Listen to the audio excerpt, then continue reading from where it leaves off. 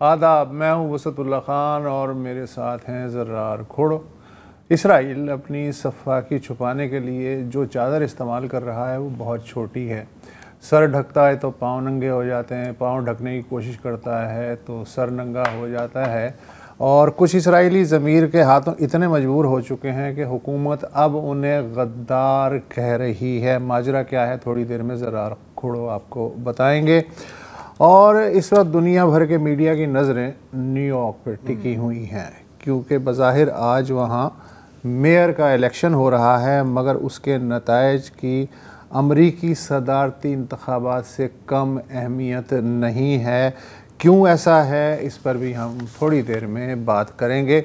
लेकिन पहले इस्लामाबाद, जहाँ आइडियल सिचुएशन है, ना सेनेट में कायदे हिज़्ब इख्तिलाफ है, ना कौमी असम्बली में कायदे हिज़्ब इख्तिलाफ है। 336 की जो कौमी असम्बली है उसमें जो हुक्मरान इत्तेहाद है उसके पास 233 नशिस्तें हैं, अपोजिशन की तादाद सिर्फ 103 है, जबकि सेनेट की 96 में से 2/3 नशिस्तें जो हैं वो होती हैं 64, लेकिन वहाँ हुक्मरान इत्तेहाद के पास हैं 61, यानी सिर्फ 3 सेनेटर्स की कमी है। और इसीलिए मौलाना फजलुर रहमान से एक दफ़ा फिर हंस के मुलाकातों का सिलसिला शुरू हो गया है, इसलिए कि मुसीबत में पहले भी वही काम आते रहे और अब भी शायद वही काम आ सकते हैं। लेकिन असल में काम आएगा आइन का कुछ हिस्सा बेसिकली। अच्छा, आज भी ज़ाहिर तकरीरें हुई हैं।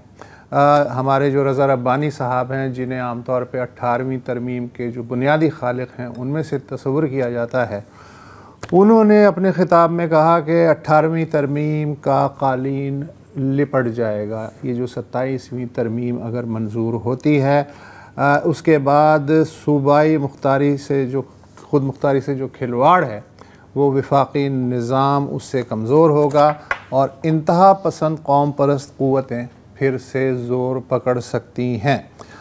और उन्होंने तजवीज़ पेश की कि अगर वफाक को वाकई मालियाती मसाइल का सामना है, तो हम भी ज़ाहिर वफाक का हिस्सा हैं, तो उसका एक रास्ता ये भी हो सकता है कि जितने भी सूबे हैं वो मुश्तरका मफाद की जो कौंसिल है उसके ज़रिए वफाक को इखराजात के लिए एक मखसूस रकम दे दें। कैसे? वो ऐसे कि अगर वफाक इस बात पे राज़ी हो जाए कि आइंदा तमाम टैक्सेस जो हैं वो सूबे जमा करेंगे और ये सूबों की ज़िम्मेदारी होगी, और उसके बाद जो अब्बा जी हैं यानी वफाक है उसकी वो सेवा करेंगे। तो ये उन्होंने एक रास्ता बताया। अब ये कितना प्रैक्टिकल है या नहीं है, ये तो बकौल आपके आने वाला वक्त ही बताएगा। अच्छा, हमारे जो प्यारे नायब वज़ीर आज़म हैं और वज़ीर ख़ारजा इसहाक़ डार साहब, उन्होंने भी आज सेनेट से ख़िताब किया और उन्होंने तस्दीक की कि 27वीं आइनी तरमीम जो है वो जल्द पेश होने वाली है, लेकिन उसे पिछली तरमीम की तरह फटाफट मंजूर नहीं किया जाएगा जैसे अब तक होता आया है। टेंशन ना लें, बाकायदा बहस व मुबाहिसा होगा, हर एक को बात करने का मौका होगा, स्टेक होल्डर्स जो हैं एतमाद में लिए जाएंगे, तब कहीं जाके हम ये पुल अबूर करेंगे।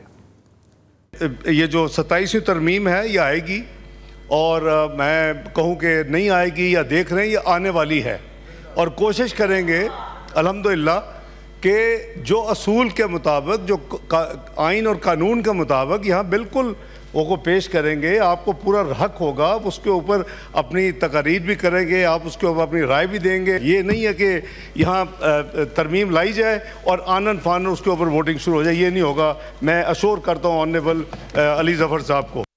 पूरा प्रोसेस चलेगा यार, यानी लोगों ने क्या समझा हुआ है भाई? इसहाक़ भाई ने यह भी बताया कि पिछली तरमीम कैसे मंजूर हुई थी, ये भी बता दिया। नहीं होगा। हाँ, अच्छा, हमारे जो डार साहब हैं उन्होंने वज़ीर क़ानून से कहा कि मैं मशवरा दूंगा वज़ीर क़ानून को कि ये जो आइनी तरमीमी मुसव्वदा है ये सबसे पहले आप सेनेट में पेश करें, क्योंकि कौमी असम्बली के बरक्स یہاں زیادہ ذمہ دارانہ انپٹ ملتا ہے, مور پروفیشنلزم اینڈ ویلیویبل انپٹ. یار تم ذرا بتاؤ, تمہاری انگریزی اچھی ہے. کر دی نیشنل اسمبلی کی یار, کم آن یار. ابھی دیکھو اوکے ٹھیک ہے, دیکھیں ایک امپریشن رہا ہے کہ یار دس از دی اپر ہاؤس, اور ظاہر اپر ہاؤس میں تھوڑی سی ہائی کوالٹی قسم کے لوگ آتے ہیں, لیکن اب ایسا بھی نہیں یار, ویسا بھی نہیں, تھوڑا زیادہ ہو گیا. نہ زیادہ ہو گیا.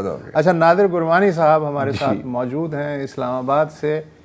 نادر بھائی یہ بتائیے کہ ماحول تو تیار لگ رہا ہے, اکھاڑا بھی تیار ہونے جا رہا ہے, دنگل ہوگا یا سب کچھ آرام سے ہو جائے گا؟ میں یہ بات کر رہا تھا کہ حال ہی میں جتنی قانون سازی ہوئی ہے, جس طرح سینیٹرز کو لایا گیا ہے پارلیمان کے اندر, آج جب ہم ایوان کے اندر موجود تھے, پارلیمنٹ کے اندر موجود تھے, تو 27ویں آئینی ترمیم کے جو مجوزہ ترمیم ہے اس پر مجھے پرسنلی جو اراکین پارلیمنٹ تھے کہ وہ کوئی زیادہ سرپرائز نظر نہیں آئے. ہونے بھی نہیں چاہیے. بعض اراکین ایسے تھے جنہوں نے کہا کہ ٹھیک ہے, بس جب آئے گی ہم منظور کر لیں گے. ان سینیٹرز کا, ان ایم این ایز کا تعلق مختلف سیاسی جماعتوں سے تھا. جیسے آپ نے فرمایا کہ ڈار صاحب نے کہا کہ پورا پروسیس ہوگا, جلد بازی نہیں ہوگی, لیکن ڈار صاحب ہی نے اپنی تقریر میں یہ جلد بازی کا ایک پھر اشارہ دیا ہے کہ یہ جو ترمیم ہے یہ آئے گی اور اس کو ہم منظور کریں گے. پہلی بات یہ ہے کہ سی سی نے جو پیپلز پارٹی کا اجلاس ہونا ہے سی سی کا, وہ اجلاس ہوا نہیں ہے. مولانا صاحب کے ساتھ میٹنگ نہیں ہوئی, ایم کیو ایم کو علم ہی نہیں ہے. وہ کہہ رہے ہیں کہ ہمیں تو بلاول صاحب کے ٹویٹ کے ذریعے یہ علم ہوا ہے کہ 27 آئینی ترمیم میں کیا ہے.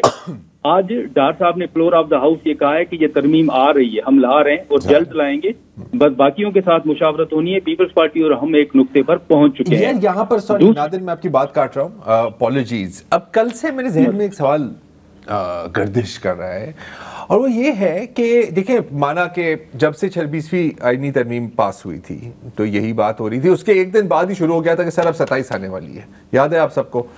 تو یہ تو ہم جانتے تھے کہ کہیں نہ کبھی آنی ہے, لیکن جب تک بلاول بھٹو زرداری نے یہ ٹویٹ نہیں کی تھی, رائٹ, تو یہ بلی پھر بھی ایک قسم کے تھیلے میں ہی تھی نا. تو اس ٹویٹ میں اس طرح چیزوں کو ایکسپوز کرنا, اچھا الفاظ کا چناؤ بھی میری نظر میں کافی دلچسپ ہے کہ یہ الفاظ استعمال کیے ہیں, removal of protections from the N F C. ہاں, اب اس کو بھی کئی آپ طریقے سے لکھ سکتے تھے, کسی طرح اور طریقے سے بھی پیش کر سکتے تھے. تو کیا یہ ایک کیلکولیٹڈ لیک ہے آپ کی نظر میں, اور اگر ہاں تو اس کو کیا یہ بارگیننگ ٹول ہے, یا وہ ایک طرح سے اپنی ایک پروٹیسٹ بھی رجسٹر کر رہے ہیں کہ سر اتنا آسان نہیں ہوگا, آپ کو ہمیں منانا پڑے گا؟ میرا خیال ہے کہ جب 26ویں آئینی ترمیم آ رہی تھی تو اس وقت آپ کو علم ہوگا کہ مختلف خبریں سامنے آ رہی تھیں, ذرائع سے خبریں چل رہی تھیں. مولانا صاحب سے ڈرافٹ مانگا جا رہا تھا, کوئی کہہ رہا تھا کہ ہمارے پاس تو ڈرافٹ ہی نہیں. لا منسٹر کے حوالے سے کہا گیا تو انہوں نے بھی کہا کہ میرے پاس تو ڈرافٹ ہی نہیں ہے. اراکین اسمبلی تھے, ان کو ڈرافٹ کا علم نہیں تھا. اور یہ پہلی مرتبہ ہے کہ 27ویں آئینی ترمیم, جو کہ ابھی حکومت نے تسلیم ہی نہیں کیا تھا کہ وہ ترمیم کوئی لا رہی ہے, تو بلاول صاحب نے نہ صرف ٹویٹ میں یہ کہا, وہ اگر چاہتے تو یہ بھی کہہ سکتے تھے کہ حکومت 27ویں آئینی ترمیم لا رہی ہے اور ہم سے انہوں نے بات کی ہے, لیکن انہوں نے پورے کا پورا جو ترامیم تھی, جو نکات تھے, وہ سارے نکات ایک ٹویٹ میں انہوں نے شامل کر کے ایک طرح سے وہ پوری کی پوری خبر لیک کر دی. اب اسے ایک تاثر تو یہ آ رہا ہے کہ بلاول صاحب جو ہیں وہ پلس دیکھنا چاہ رہے ہیں کہ ری ایکشن کیا ہے, لوگوں کا ری ایکشن کیا ہے, سیاسی جماعتوں کا ری ایکشن کیا ہے, کس حد تک پریشر آ سکتا ہے. ایون اگر پیپلز پارٹی کے خلاف بھی کوئی سوالات اٹھ رہے ہیں تو وہ کیا ہے جن کو بعد میں ایڈریس کیا جا سکتا ہے. لیکن یہ ضرور ہے کہ یہ کبھی نہیں ہوا کہ کوئی ترمیم ہو اور حکومت جو ہے اس کا مطلب جو ڈرافٹ ہے وہ سامنے رکھ دے کہ ہم یہ ترمیم لا رہے ہیں. تو یہ بلاول صاحب نے یہ پہلی مرتبہ ہوگا کہ انہوں نے پورے کے پورے نکات جو ہمارے سامنے رکھ دیے ہیں. دوسرا پوائنٹ یہ ہے کہ آج جیسے ہم ذکر کر رہے تھے کہ ڈار صاحب نے جب یہ کہا کہ سینیٹ کے اندر لایا جائے, تو سینیٹ کے اندر جو لا کمیٹی ہے, standing committee for law and justice ہے, اس کے چیئرمین فاروق ایچ نائک ہیں, جن کا آپ جانتے ہیں پیپلز پارٹی سے, تو ان کو یہ کہا گیا ہے کہ آپ بھی اس ڈرافٹ کو دیکھیں, اس ترمیم کو دیکھیں, بلکہ ٹائم بچانے کے لیے ان ادر ورڈ یہ کریں کہ جو قومی اسمبلی کے چیئرمین ہیں لا کمیٹی کے, ان کو بھی آپ سینیٹ میں ہی بلائیں تاکہ تھوڑا جلدی کام جو ہے وہ آگے بڑھ سکے. یہ چیزیں جو ہے وہ سامنے آ رہی ہیں. ابھی پارٹی پوزیشن سب کے سامنے ہے. مولانا صاحب اگر سپورٹ نہ بھی کریں تو پہلے اگر 20 اراکین 26ویں آئینی ترمیم کے وقت پہ سامنے آ گئے تھے تو حکومت کے لیے 5 اراکین توڑنا 10 اراکین توڑنا میرے خیال میں مشکل نہیں ہوگا، کیونکہ مخصوص نشستوں کے بعد اب پارلیمان کے اندر پارٹی پوزیشن تبدیل ہو چکی ہے، اب حکومت زیادہ کمفرٹیبل ہے۔ مولانا صاحب کے ماننے یا نہ ماننے سے حکومت کو زیادہ مشکلات پیش نہیں آ سکتی، البتہ پیپلز پارٹی اگر مخالفت کرتی ہے تو پھر مشکل ہو سکتی ہے۔ دوسرا یہاں پر ایک پوائنٹ ہے، جتنے نکات 27ویں آئینی ترمیم میں سامنے آئے ہیں اگر آپ ان میں دیکھیں تو کچھ نکات ہیں جن پر مجھے جو محسوس ہو رہا ہے کہ پیپلز پارٹی مخالفت کرے گی یا بات کرے گی، وہ NFC تعلیم اور پاپولیشن کی پلاننگ کے حوالے سے جو ایک نقطہ شامل ہے اس پر ہی بات کرے گی۔ باقی جو 4 نقطے ہیں اگر میں آپ کے سامنے رکھوں، آپ بھی جانتے ہیں آئینی عدالت پیپلز پارٹی کہتی ہے کہ ہمارے منشور میں ہے، ٹرانسفر آف ججز اس وقت ہو رہے ہیں، اسلام آباد ہائی کورٹ کا حال جو ہے وہ آپ کے سامنے ہے۔ خود جب ججز جسٹس منصور علی شاہ صاحب سے متعلق خود بلاول صاحب کہتے ہیں کہ ہمیں کہا گیا تھا کہ چیف جسٹس وہی ہوں گے لیکن وہ نہیں ہوئے، تو ہم سے یہ کمٹمنٹ کی گئی تھی، تو وہاں پر بھی پیپلز پارٹی نے ریزسٹ نہیں کیا۔ دوسری بات آتی ہے ایگزیکٹو میجسٹریٹ، اس پر بھی آپ جانتے ہیں پیپلز پارٹی کوئی مخالفت نہیں کر سکتی، کوئی اتنا بڑا شاید ان کے لیے نہیں ہوگا۔ تیسرا پوائنٹ ہے الیکشن کمیشن کی اپوائنٹمنٹ ہے۔ اب اس معاملے میں اگر آپ دیکھیں تو 26ویں آئینی ترمیم کے بعد موجودہ چیف الیکشن کمشنر ابھی تک کنٹینیو کر رہے ہیں، جو کہ ریٹائر اپنی مدت وہ پوری کر چکے ہیں، پیپلز پارٹی کا کوئی ری ایکشن نہیں ہے۔ تیسرا سب سے بڑا جو نقطہ ہے 243 آرٹیکل 243، جس کے بارے میں تو پارلیمان کے اندر بھی یہ کہا جا رہا ہے کہ نہیں اس نقطے کو تو آپ سائڈ پہ رکھ لیں، یہ تو منظور ہونا ہی ہونا ہے، باقیوں پہ بات کر لیتے ہیں، تو ہم بھی اس کو تھوڑا سائڈ پہ رکھ لیتے ہیں کہ اس پہ ٹھیک ہے سائڈ پہ رکھ لیا، ہاں اس پہ ہم بات نہیں کرتے، وہ شاید ہو جائے گا۔ اب یہ جو آئینی عدالت، ٹرانسفر آف ججز، ایگزیکٹو میجسٹریٹ، الیکشن کمیشن، کیا پیپلز پارٹی ان میں مخالفت کرے گی؟ کیا یہ سارے نکات ابھی نہیں ہو رہے؟ یہ ہو رہے ہیں۔ اب پیپلز پارٹی کے لیے جو مشکل ہے وہ 18ویں ترمیم کا جو کریڈٹ لیتی ہے وہ اس حوالے سے ہے، وہ NFC کے حوالے سے ہے۔ 18ویں ترمیم تو ان کا شو پیس ہے، جہاں پر بھی جاتے ہیں وہ یہی دکھاتے ہیں، NFC سے متعلق ہوگا اور وہ تعلیم کے حوالے سے ہوگا اور وہ پاپولیشن کے حوالے سے ہوگا، اور یہ پیپلز پارٹی یہ بھی جانتی ہے کہ اگر ہم یہ اس پر کوئی کمپرومائز کرتے ہیں تو سندھ سے یا اوور آل جو ایک ریئیکشن ہے وہ ضرور آ سکتا ہے۔ اب ایک تاثر یہ بھی دیا جا رہا ہے کہ یہ تمام نکات شامل کرنے کا مقصد بھی یہ ہے کہ جو اصل میں حکومت منظور کروانا چاہتی ہے وہ منظور کروا لے، اور باقی جیسے ماضی میں کہا گیا تھا کہ اس میں تو مولانا صاحب نے جیسے کہا کہ سانپ کے دانت تھے وہ ہم نے توڑ دیے، بہت کچھ حکومت کرنا چاہتی تھی ہم نے نہیں کرنے دیا، تو شاید پیپلز پارٹی بھی اسی طرح ہی کہے کہ ہم نے بہت کچھ جو حکومت کرنا چاہ رہی تھی وہ نہیں کرنے دیا اور ہم نے یہ اس میں سے مائنس کروا دیا۔ تو مجھے یہ لگ رہا ہے کہ اس میں بعض نکات ایسے ہیں جن کو ویسے ہی سامنے رکھا گیا ہے، اس پر پیپلز پارٹی ہو یا مولانا صاحب ہو ریزسٹ نہیں کریں گے۔ البتہ آپ کا تجزیہ خاصا درست ہے، میں صرف یہ جاننا چاہ رہا ہوں کہ پیپلز پارٹی کس نقطے کا کریڈٹ لے گی کہ یہ ہم نے رکوا دیا ہے؟ کیا وہ NFC کے بارے میں جو ترمیم ہے وہ رکوانے میں کامیاب ہو سکتی ہے؟ اگر وہ نہیں کامیاب ہو سکتی تو پھر جتنا مرضی کریڈٹ لے لے، اس کا جو ووٹر ہے اس کو وہ کیسے سمجھائے گی؟ یہ ایک وقفے کے بعد آپ سے جاننا چاہتا ہوں میں۔ نادر گرمانی سے 27ویں ترمیم کے بعد کیا ہوگا یا دوران کیا ہوگا اس پہ بات ہو رہی ہے۔ نادر، آپ نے میرا سوال تو سن لیا تھا وقفے سے پہلے۔ جی وسط صاحب، اب اس میں جو NFC کے حوالے سے ابھی جتنے بھی بیانات آئے ہیں پیپلز پارٹی کی طرف سے، رضا ربانی صاحب کا آپ نے حوالہ دیا، وہ تمام کے تمام جو نکات ہیں ان کے NFC کے حوالے سے ہیں، 18ویں ترمیم کے حوالے سے ہیں، اور یہی پیپلز پارٹی کا موقف رہا ہے۔ اب جو 3 نکات پیچھے رہ رہے ہیں ان میں تعلیم ہے، پاپولیشن ہے اور NFC ہے، جس پر ہمارا اپنا خیال ہے کہ وہ ریزسٹنس پیپلز پارٹی کی طرف سے کوئی وہ ریزسٹ کر سکتی ہے۔ اب اس میں سے بھی اب 2 نکات کو نکال لیتے ہیں جس میں شاید وفاقی حکومت کی بھی دلچسپی نہ ہو، جیسے ملک میں تعلیم اور آبادی کے حوالے سے کتنی پالیسیز ہوتی ہیں یا کتنا اس پر کسی حکومت کی دلچسپی ہوتی ہے، وہ ہم سب کے سامنے ہے۔ تو اب پیچھے صرف ایک نقطہ رہ جاتا ہے جو NFC ہے۔ اب NFC کے حوالے سے یہ ضرور ہے کہ پیپلز پارٹی کی سروائیول کا بھی ایشو ہے اور پیپلز پارٹی اس پر ضرور مخالفت کر سکتی ہے، لیکن یہ بھی کہا جا رہا ہے کہ اگر NFC کو چھوڑ کے وفاقی حکومت اگر اپنے باقی 6 نکات کو منظور کروانے میں کامیاب ہو جاتی ہے تو یہ گھاٹے کا سودا نہیں ہوگا وفاقی حکومت کے لیے. اور اکثر بارگیننگ میں ہم یہ دیکھتے ہیں نا کہ آپ نے اصل میں تو آپ نے کوئی 2-3 چیزیں منوانی ہوتی ہیں, آپ اس میں 10 اور چیزیں ڈال دیتے ہیں اور کہتے ہیں کہ چلے کمپرومائز کریں. اور پیپلز پارٹی کو بھی کریڈٹ مل جائے گا, دیکھیں جی ہم نے NFC بچا لیا. یہ اچھا نادر, اب ظاہر میرے خیال آپ درست فرما رہے ہیں کہ ایک تو ایک فلوٹ بھی کیا ہے نا بلاول بھٹو صاحب نے کہ یار دیکھتے ہیں ریئیکشن کیا آتا ہے, رائٹ. اور آپ کو پتا ہے 18ویں ترمیم کیا کہتے ہیں, پروونشل انڈیپینڈنس یا جو بھی آپ کہتے ہیں, اس پہ بڑے ایک ایموشنل ایشو بھی ہے اور بن سکتا ہے. جیسے ہم نے کنال کے ایشو میں دیکھے تو آغاز تو سوشل میڈیا سے ہی ہوا تھا, رائٹ. وہاں پہ پہلے پوسٹ شروع ہوئے, پھر لوگوں کے مضمون آنے لگے, پھر it spilled on into the streets, right.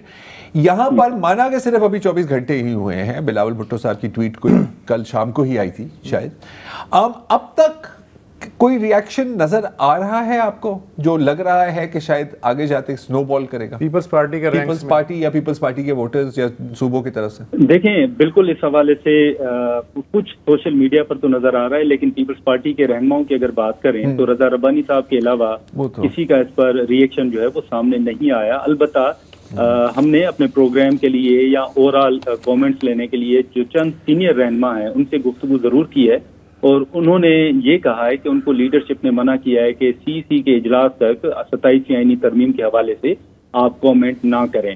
تو اس وقت پیپلز پارٹی یہ نکات عوام کے سامنے رکھنے کے بعد, ان کو میڈیا پر لانے کے بعد وہ پلس چیک کرنا چاہتی ہے اور وہ یہ دیکھنا چاہتی ہے کہ ریئیکشن کیا ہے, اور مجموعی طور پر پیپلز پارٹی کے رہنماؤں کو شاید یہ منع کر دیا گیا ہے کہ وہ بات نہ کریں اور CC کے اجلاس کے بعد ہی ایک ہی بات جو ہے وہ سامنے آئے.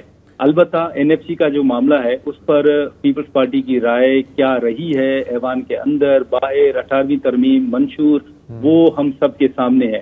لیکن ابھی جو چیزیں سامنے آ رہی ہیں اس پر پیپلز پارٹی کے رہنماؤں کا یہ موقف سامنے آ رہا ہے کہ ہمیں لیڈرشپ نے منع کیا ہے کہ 6 نومبر تک کم سے کم آپ لوگوں نے 27ویں ترمیم کے حوالے سے بات نہیں کرنی. اب جیسے میں نے جی, لیکن پارلیمان کے اندر اس دفعہ وسط صاحب اور ذرا صاحب ماحول جو ہے وہ جیسے 26ویں آئینی ترمیم کے دوران تھا وہ ماحول نظر نہیں آ رہا. ایون جو اراکین ہیں ان کی کوئی زیادہ چارج نظر نہیں, مطلب تھک گئے نا, تھک گئے ہیں. ہاں مطلب ان کا یہ ماننا ہے, وہ یہ سمجھتے ہیں کہ آئے گی, بس جب آئے گی ہم جب آئے گی دیکھ لیں گے. اس میں ہاں تو وہ تیار نظر آ رہے ہیں. ٹھیک ہے, بہت بہت شکریہ نادر بھائی, تھینک یو ونس اگین. یہ جو ہے نا, سوری ایک چیز میں کہنا چاہ رہا ہوں, جب کوئی پہلی بار ایک چیز ہوتی ہے نا, پہلی دوسری دفعہ, میں اور بالکل ایک انریلیٹڈ مثال دیتا ہوں.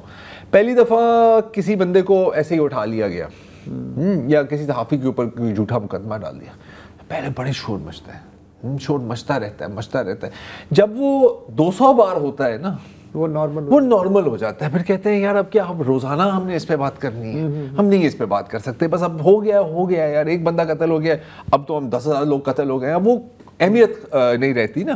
میرا خیال ہے یہاں پر بھی کچھ یہ ہوتا ہے, وہ ایک ٹیکنیک تھی نا وہ محمد علی کی کہ اپنے تھکا دو, تو میرا خیال ہے سب تھک ہی گئے ہیں آنیسٹلی اسپیکنگ. جہاں تک یہ CC کی بات ہے, دیکھو پیپلز پارٹی جو ہے نا اس کا ایک ڈیموکریٹک کلچر ہے, بالکل ڈیموکریسی پہ وہ یقین رکھتی ہے, اور جتنے بھی فیصلے ہیں وہ سینٹرل ایگزیکٹو کمیٹی منظور کرتی ہے, تب پارٹی پالیسی آگے چلتی ہے. بالکل ایسا نہیں ہے کسی نے اوپر سے آرڈر دیا اور سب نے کہا چیز ہے, نہیں, ہرگز نہیں.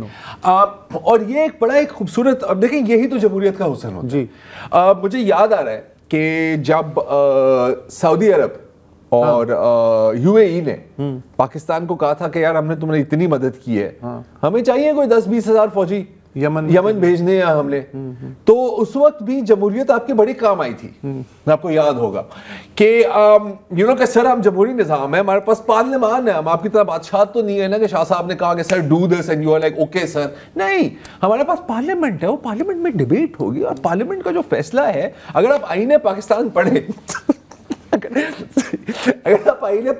پڑھے تو آپ کو پتا ہے کہ کون کس کو آرڈر دیتا ہے. تو پارلیمان نے نہ کر دیا, ہم کون ہوتے ہیں سر آپ دیکھ لینا, آپ خود خبر پڑھ لیں. تو وہی نا کہ یار بیبی میں تو آپ سے شادی کرنا چاہ رہا ہوں, نہیں نا, مجھے تو بہت پیار ہے, وہ امی نہیں مان رہی. ہاں سیم اسی طرح وہ غزہ میں جو پیس کیپنگ فورسز کا مسئلہ ہے اس پہ بھی ریفرنس دیا گیا ہے کہ بھائی پارلیمان فیصلہ کر دے. ہاں ہم تیار ہیں. اچھا یہ اگین ایسے موقع پہ پارلیمنٹ کتنی کام آتی ہے. ایسے موقع پہ I think parliament is great, اور جمہوریت سے بہتر تو کوئی نظام ہی نہیں ہے. اور جہاں تک اب آپ نے موضوع کو چھیڑ ہی دیا ہے تو اس پہ 2 منٹ بات کر لیتے ہیں. بڑی مکسڈ میسیجنگ اور کنفیوز میسیجنگ رہی ہے یہ غزہ میں فوج بھیجنی ہے نہیں بھیجنی. اب مجھے لگ رہا ہے کہ تھوڑا سا نا چیزیں کنسولیڈیٹ ہو گئی ہیں, اور بیسٹ ہے کہ دیکھیں یہ خود نہیں اون کرنا چاہ رہے تھے نا, اور ٹرمپ کو بھی ناراض نہیں کرنا. اب استنبول میں جا کے مشترکہ سب نے کہا ہے کہ سر ریزولوشن ہونی چاہیے, ٹھیک ہے, under the cover of U N. ہاں under cover of U N. اور ایک جو اہم بات ہو رہی ہے کہ میرا خیال ہے اردن نے کہا ہے, مجھے یاد نہیں کس نے کہا ہے, اردن کے عبداللہ نے, ہاں انہوں نے کہا ہے نا کہ پیس کیپنگ اور پیس انفورسنگ میں فرق ہے. مجھے یاد نہیں ہے کس نے کہا ہے. ہم پیس کیپنگ کے لیے تیار ہیں, لیکن اگر پیس انفورسنگ کا مطلب ہے کہ جو وہاں پہ مسلح گروہ ہیں ان کو ڈسارم کرنا ہے, تو سر اس گیم میں تو ہم نہیں, وہ ہم سے نہیں ہوگا. ہاں تو اگین میں تو ابھی بھی کہتا ہوں کہ مجھے تو مشکل ہی لگتا ہے کہ کوئی بھی ڈپلائمنٹ ہوگی. نہیں ہوگی. اس کی وجہ یہ ہے کہ خود جو امریکہ ہے وہ پچھلے ہفتے مارکو روبیو صاحب جو ہیں ان کا بیان بھی آیا تھا کہ ہمیں اپنے اتحادیوں کے کچھ تحفظات کا احساس ہے, لہٰذا ہم یہ چاہیں گے کہ جو بھی کام ہو وہ اقوام متحدہ کے بینر پہ ہو. اچھا ٹرمپ ترکی کی پارٹیسپیشن پہ بھی بڑا انسسٹ کر رہا ہے, حالانکہ نیتن اس کے سخت خلاف ہے. تو مزیدار سین ہے, دیکھتے ہیں کیا ہوتا ہے. ابھی کے لیے ایک بریک لیتے ہیں اور پھر چلتے ہیں new York city. Welcome back. آج ہے امریکہ میں الیکشن ڈے. ریاست ورجینیا اور نیو جرسی میں گورنر کا الیکشن ہے, کیلیفورنیا میں حلقہ بندیاں ہو رہی ہیں, مگر جو سب سے بڑا شہر ہے امریکہ کا نیو یارک, وہاں کے میئر کا الیکشن باقی میڈیا کو اپنی طرف کھینچ رہا ہے. 85 لاکھ اس کی آبادی بتائی جاتی ہے نیو یارک شہر کی, اور اس کی میئرشپ کی دوڑ میں ریپبلکن امیدوار کرسٹی سلیوا بھی شامل ہیں.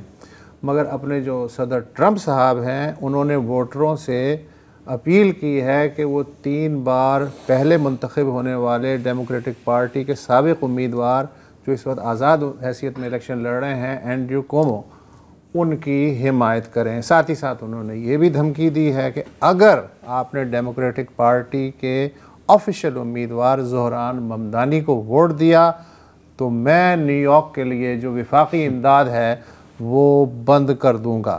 ٹرمپ نے کہا کہ ممدانی صاحب جو ہیں وہ کمیونسٹ ہیں. جی, وفاق نیو یارک کو $7 بلین سالانہ کی امداد دیتا ہے, جو نیو یارک کے ٹوٹل بجٹ کا صرف 6% ہے. لہٰذا ممدانی صاحب نے آج کہا کہ بھائی صاحب اگر آپ کو امداد بند کرنی ہے تو بڑے شوق سے بند کر دیں. ٹرمپ صاحب کو ایک غصہ اور بھی ہے کہ جو بھی انہوں نے صدارتی الیکشن لڑے ہیں اس میں نیو یارک سے وہ ہمیشہ ہارے ہیں. جی, حالانکہ ان کا یہ آبائی شہر ہے, اور ان کے ساتھ ساتھ بہت سے جو ارب پتی ہیں ان کا بھی آبائی شہر ہے, اور سارے کے سارے غصے میں ہیں کہ اس کو تو نہیں جیتنے دینا.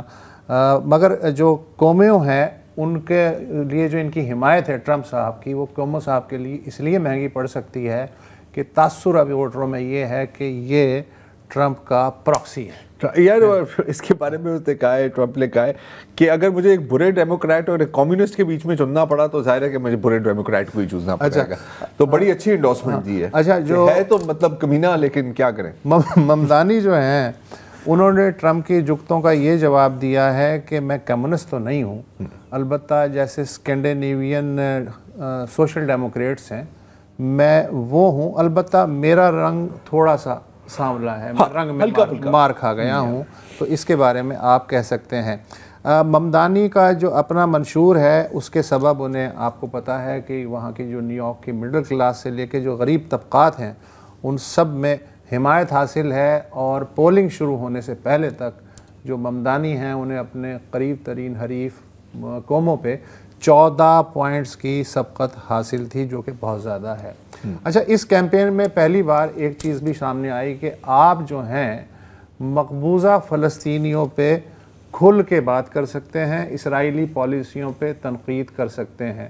اس سے یقیناً ایک جوئش جو کمیونٹی ہے بہت سٹرونگ ہے نیو یارک کی, اس میں تو آگ لگی ہوگی, لیکن اس کے علاوہ جو باقی لوگ ہیں جو ادھر ادھر دیکھ کے پہلے بات کرتے تھے اب وہ تھوڑا سا انہوں نے حوصلہ پکڑا ہے اور بالکل انفیکٹ جو پہلے جو ان کا ویڈیو دیکھا تھا نا وہ جو ان کا ہوتا ہے نا میئر کا انٹرویوز ہوتے ہیں تو وہ چاروں جتنے بھی 6-7 امیدوار ہوتے ہیں پرائمریز میں ان سے ایک سوال پوچھا جاتا ہے سب جواب دیتے ہیں تو کہتے ہیں کہ جی میئر بننے کے بعد آپ کا پہلا بیرون ملک دورہ کہاں کا ہوگا. اچھا ہر بندہ نا مطلب روبوٹ کی تھا Israel holy land Israel because they are allies you know وہ مطلب جیسے کہ پتہ نہیں کسی پرومپٹر سے پڑھ رہے ہیں. اس سے پوچھا اس نے کہا یہ میں نے تو کہیں نہیں جانا میں نیو یارک کا میئر ہوں یا میں کسی اور شہر کا میئر ہوں. تو وہاں سے لوگوں نے کہا کہ یار یہ تو مطلب اپنا ہی بندہ ہے. اس نے یہ بھی کہا کہ نیتن-یاہو اگر آئے گا تو میں اس کو گرفتار کرا دوں گا. یہ بھی اس نے بات کی ہے. یہودی ووٹ جوئش ووٹس کی اپنی بات کی تو اگر آپ چاہیں تو میں آپ کو ایک چھوٹی سی اپڈیٹ دے دوں اس کے اوپر کہ ایک پولنگ ہوئی ہے کہ 60% جو جوئش ووٹرز ہیں وہ کہہ رہے ہیں کہ ہم اینڈرو کومو کو ووٹ کریں گے. 16% پھر بھی ممدانی کے ساتھ ہیں ڈسپائٹ آل دا پروپیگنڈا. اور ایک بہت بڑا وہاں پہ فرقہ ہے ہریدیوں کا تو ان کے ایک بہت بڑے لیڈر نے ممدانی کو انڈورس کیا ہے اور اس کا ٹریک ریکارڈ ہے کہ وہ اس بندے کو انڈورس کرتا ہے جو جیتتا ہے جو اینٹی اسرائیل ہو نو جو جیتتا ہے. اچھا جو جیتا ہے. اچھا ایک جو سروے ہے اس میں ووٹروں سے پوچھا گیا کہ بھائی ممدانی میں آپ نے کیا ایسی خوبی دیکھی کیوں آخر ووٹ دینا چاہتے ہیں قوموں جو ہے اتنا تجربے کار آدمی ہے. تو انہوں نے کہا ہے کہ وہ اصل میں لگتا ہے جیسے ہم جیسا ہو اور ہمارے درمیان ہو. یہ عام ووٹر کا تاثر ہے اپنا سا لگ رہا ہے. اچھا اب مسئلہ یہ ہے کہ نیو یارک جو ہے آپ کو پتہ ہے ایک کاسموپولیٹن سماج ہے ہمیشہ سے تاریخی طور پہ اور امیگرینٹس کا شہر کہلاتا ہے. اب ممدانی جو ہے وہ اس تصویر میں فٹ ہوتا ہے. مثلا جنوبی ایشیائی ہے افریقن ہے اور امریکن بھی ہے امیگرینٹ بھی ہے.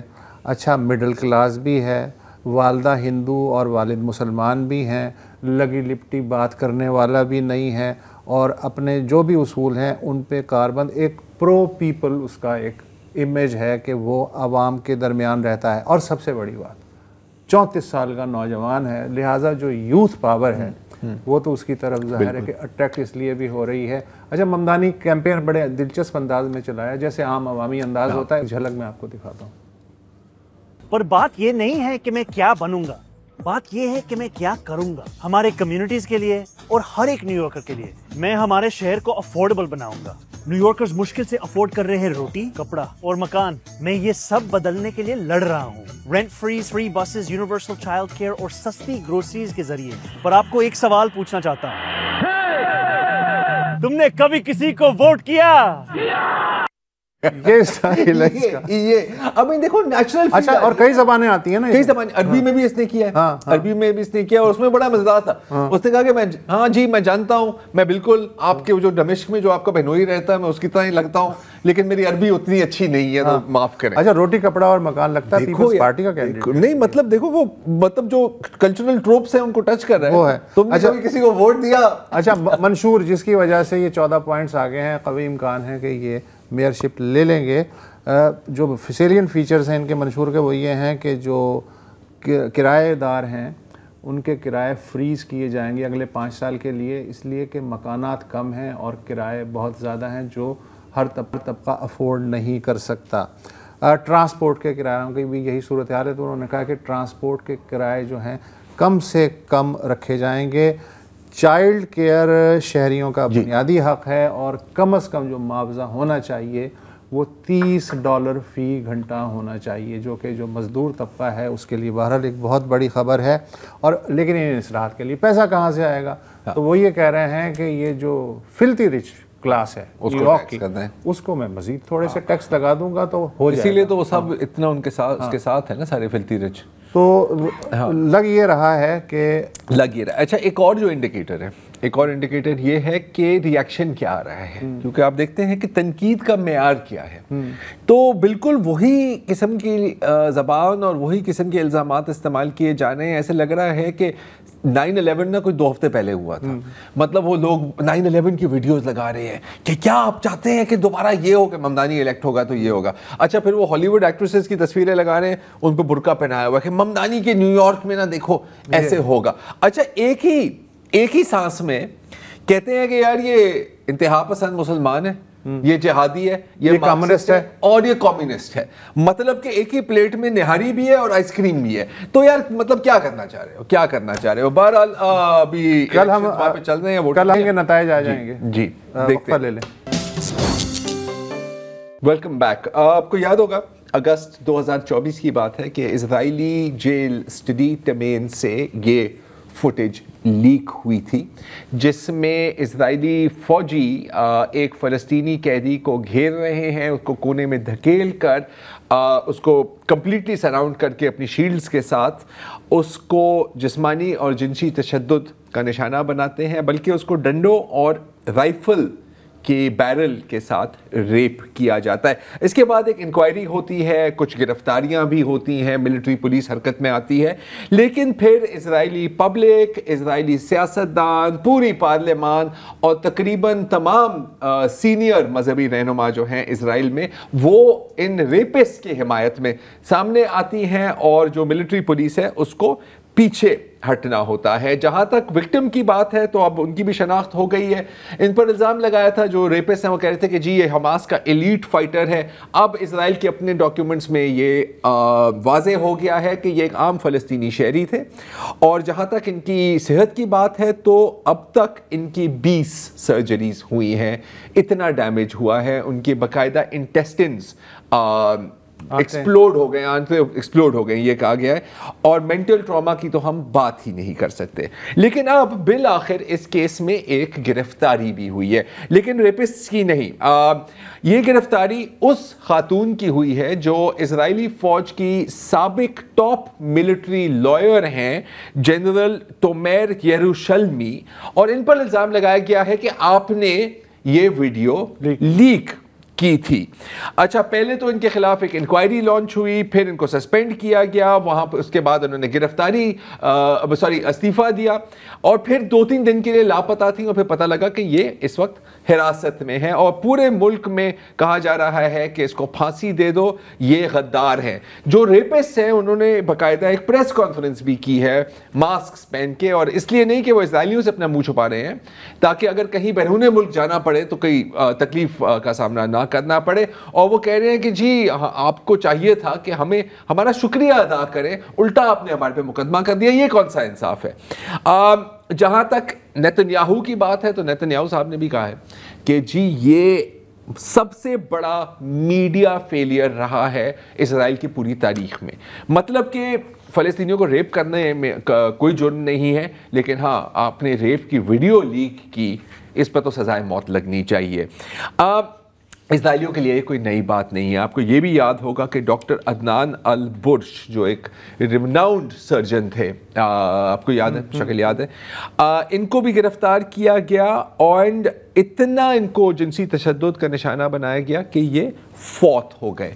پچھلے سال یونائٹڈ نیشنز کی ایک انکوائری کمیشن کی رپورٹ آئی تھی, اور انہوں نے کہا تھا کہ جی اتنے ہمارے سامنے کیسز آئے ہیں کہ سیکچولی ہیوملیٹ کیا گیا, بچے ہوں یا بوڑھے ہوں, مرد ہو یا خواتین ہو, تقریباً ہر فلسطینی جو کسی اسرائیلی چیک پوسٹ سے گزرتا ہے یا خدا نخواستہ کسی اسرائیلی قید میں یا جیل میں پہنچ جاتا ہے, اس کو یا تو ریپ کیا جاتا ہے, یا تو سیکشولی ہراس کیا جاتا ہے, یا تو ریپ کی دھمکیاں دی جاتی ہیں. اور یہ اتنے تواتر سے ہو رہا ہے, یونائٹڈ نیشنز کا کہنا ہے کہ ہم اس بات کو کہنے پر مجبور ہیں کہ یہ ایک SOP ہے, اسٹینڈرڈ آپریٹنگ پروسیجر ہے, اور اس کا مقصد ہے کہ فلسطینی قوم کو ڈیسٹیبلائز, ڈومینیٹ اور ڈسٹروائے کیا جائے. تو یہ چل رہا ہے. یہ اگر فلسطینیوں کے ساتھ یہ حال ہے تو اسرائیلی فوجی ایک دوسرے کے ساتھ کیسے بیہیو کرتے ہیں in terms of sexual violence. تو میں آپ کو ایک مزیدار بات بتا سکتا ہوں کہ جب آپریشن ٹرو پرومس چل رہا تھا, جب ایران اسرائیل پر حملے کر رہے تھے, تو آپ کو پتہ ہے یہ ایک ایئر وار تھی نا, میسائل وار تھی, تو اس میں ایئر ڈیفنس کا ایک کلیدی کردار ہوتا ہے, رائٹ, اسرائیلی ایئر ڈیفنس کا. اسرائیلی ایئر ڈیفنس کا جو یونٹ ہے اس کو کہتے ہیں ایرو. اور ایک خبر یہ بھی آئی ہے کہ اسرائیلی ملٹری پولیس نے اس جنگ کے کچھ دیر بعد ہی 7 سپاہیوں کو گرفتار کیا ایرو یونٹ سے, کیونکہ جب اسرائیلی بمباری ہو رہی تھی سینئر افسران جونیئر افسران کو ریپ کر رہے تھے, یہ اسرائیل کی فوج کے اندر.